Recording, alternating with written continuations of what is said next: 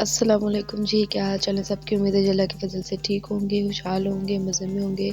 ये तो आज हम बनाने लगे हैं खुबानी वाली चटनी, जो कि बहुत सी चीज़ों के साथ खाई जाती है और अक्सर जो है पकोड़े वाले हम पकोड़े लेके आएँ तो वो भी साथ देता है हमेशा। तो जी यहाँ पे हमने उबानियाँ ले ली हैं जिसको हमने 1 रात पहले भिगो दिया था और ये काफ़ी हद तक नरम हो चुकी हैं। ठीक है, और इसमें जो पानी आप ये मत सोचिएगा कि ये गंदा पानी है, ये वही पानी है जिसमें हमने इसको भिगोया हुआ था। ठीक है, तो इसको थोड़ा स्ट्रेन करके हम इसमें ऐड करें क्योंकि इसमें थोड़ी मिट्टी वगैरह नीचे लगी होती है, तो वो पानी जो है ना वो हमने थोड़ा स्ट्रेन करके डालना है, ऐसे डायरेक्ट नहीं डाल देना। और उसके बाद जी हमने इसमें जो इसको जो है ना वो मीडियम फ्लेम पे पकाना है।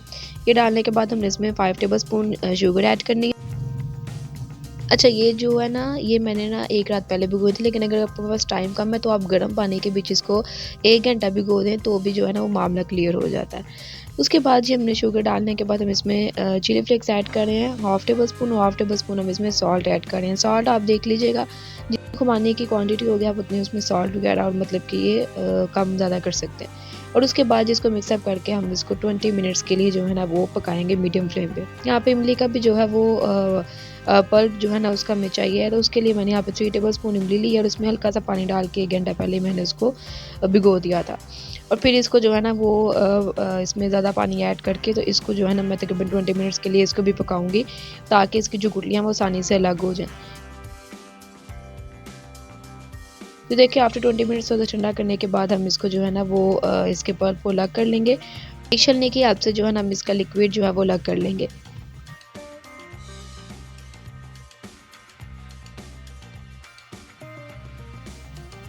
तो ये देखें इस तरीके से हम जो है ना वो छलनी के ऊपर इस सब मटेरियल को डाल देंगे और उसके बाद इसको जो है ना वो ऐसे मिक्सअप कर लेंगे, यानी कि उसका पल्प अलग कर लेंगे।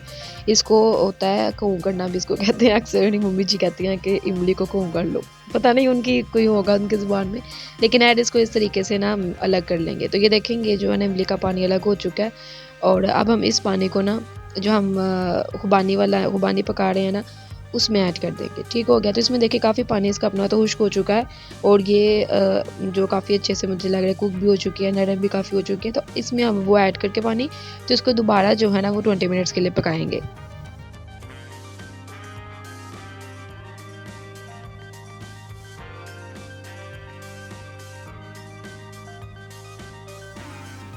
तो ये देखिए जी हमने इसको जो है ना वो 20 मिनट्स हमने इसको पकाया है, 20 टू 25 मिनट्स के लिए। और हमें इसको ज़्यादा नहीं ओवर कुक करना क्योंकि हमारा जो पानी है वो ज़्यादा एकदम सूख जाएगा तो फिर इसकी चटनी मज़े की नहीं बनती।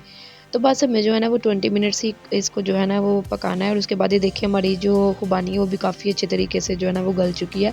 तो अब हम इसको ब्लेंड कर लेंगे। तो आपके पास अगर आप इसको जग में ब्लेंड करना चाहते हैं तो वो भी बहुत आसान तरीका है, और अगर आप हैंड ब्लेंडर यूज़ कर रहे हैं या आप विस्क की हेल्प से इसको कर रहे हैं तो वो भी बड़ी आसानी से हो जाएगी क्योंकि हमारी खुबानी तो गल चुकी है अच्छे से। तो बस जी इसको अच्छे तरीके से हम मिक्स करेंगे और इसका ये है कि आप इसको फ्रीज़ भी कर सकते हो प्रॉपर। इसको ठंडा करके आप इसको किसी ढक्कन वाले बोल में डाल के आप इसको फ्रीज़र में भी 1 महीने तक फ्रीज़ कर सकते हो, तो ये सेफ़ रहती है। तो ये देखिए जी, ये बड़े मज़ेदार किस्म की जो है हमारी थिक सी चटनी ये बन के रेडी हुई है और अक्सर ये जो है ना ये पकौड़ों के साथ मिलती है, गोलगप्पों के साथ मिलती है और आप घर में ईज़िली इसको बना सकते हो। और अब तो शकरकंदी का मौसम है और वो जो छिल्ली का मौसम है, आप छिल्ली उबाल करके जो हम खाते हैं, अक्सर हम बाज़ार से भी लेके आते हैं, तो बीच में चटनी ऐड करके देते हैं, तो ये वो वाली चटनी भी है। तो जी मुझे बड़े आसान तरीके से थोड़े से टाइम में जो है ना ये बन के रेडी हो गई है। तो जी अगर आपको रेसिपी पसंद आई तो लाइक कर दीजिएगा, सब्सक्राइब कर दीजिएगा। मुझे दुआ में याद रखिएगा, मिलते हैं जी इंशाल्लाह नेक्स्ट रेसिपी में। अल्लाह ने के बाद।